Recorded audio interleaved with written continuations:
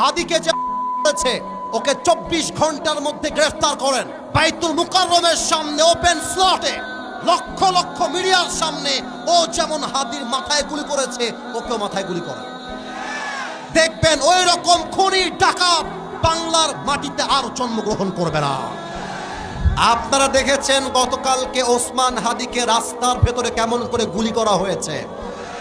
আমি বলতে চাই ওসমান হাদির মতো যুবকদেরকে যদি দেশে বাঁচিয়ে রাখতে চান, গণতান্ত্রিক আইন দিয়ে হবে না, ব্রিটিশ আইন দিয়ে হবে না, আল্লাহর জমিন দিয়ে আল্লাহর আইন দিয়ে দেশ চালু করতে হবে। যুবক ভাইরা আমার, আপনি কোরআন দিয়ে আইন পাশ করেন। কোরআন কি বলছে দেখেন, দেখেন কোরআন বলতেছে যে তোমার চোখ তুলবে তার চোখ তুমি তুলে ফেলো, যে তোমার হাত কাটবে তুমি তার হাত কেটে ফেলো, যে তোমার পা কাটবে তুমি তার পা কেটে ফেলো, যে তোমার জান নেবে তুমি তার জান নিয়ে ফেলবা। এটা জানি কোরআন। হাদিকে যে বলেছে ওকে 24 ঘন্টার মধ্যে গ্রেফতার করেন। বাইতুল মুকাররমের সামনে ওপেন স্লটে লক্ষ লক্ষ মিডিয়ার সামনে ও যেমন হাদির মাথায় গুলি করেছে ওকেও মাথায় গুলি করে। দেখবেন ওই রকম খুনি ডাকাত বাংলার মাটিতে আর জন্মগ্রহণ করবে না। আপনারা জানেন গাইবান্ধায় কয়েকদিন আগে আমার মাহফিলের আগে একটা মাহফিল ছিল বগুড়ায়।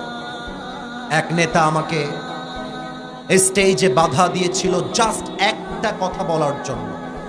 আমি বলেছিলাম বাংলার মানুষ যদি কোরআনকে ভালোবাসে আগামীর পার্লামেন্ট চলবে আল্লাহর কোরআন দিয়ে। এই কথা বলার পরে তার গায়ের মধ্যে কেমন যেন কাটা লেগে গেল, কাটা। সে আমাকে right, you are right, you are absolutely 100% right. বাম থেকে আমাকে চিৎকার দিয়ে বলতেছে রাজনৈতিক বক্তব্য এখানে দেওয়া যাবে না। আমি বললাম what's the hell you are talking about? এটা রাজনৈতিক বক্তব্য কেমন করে হয়? আল্লাহর জমিন চলবে আল্লাহর কোরআন দিয়ে, এটা রাজনৈতিক বক্তব্য নয়, এটা 18 কোটি মুসলমানদের কলিজার দাবি। যুবক ভাইরা আমার, আপনি আমার কথা বুঝবেন। আমি কোনো আবেগী মুসলমান নই, আমার সেন্স আছে, কোথায় কি বলতে হবে কতটুকু বলতে হবে এটা বুঝেই মাহফিলে এসেছি। এই জন্য 1 ঘন্টা ওয়াজ করছি, একটা যুবক কেন মুরব্বীরা পর্যন্ত উঠে যায় না। ঠিক আছে কিনা বলে?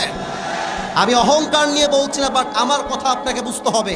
শুনে রাখেন, আবার কবে আসবো দেখা হবে একমাত্র আল্লাহ ছাড়া কেউ জানে না। হতে পারে আজকে আমার মৃত্যু হতে পারে, বাট একটা কথা বলে দিয়ে যাই, কোন নেতা যদি স্টেজে এসে বলে আল্লাহর কোরআন দিয়ে দেশ চলবে এটা রাজনৈতিক বক্তব্য, এই বক্তার ওয়াজ মানি না, ওই নেতাকে জুতার পিটা দিয়ে স্টেজ থেকে নামায় দিবেন।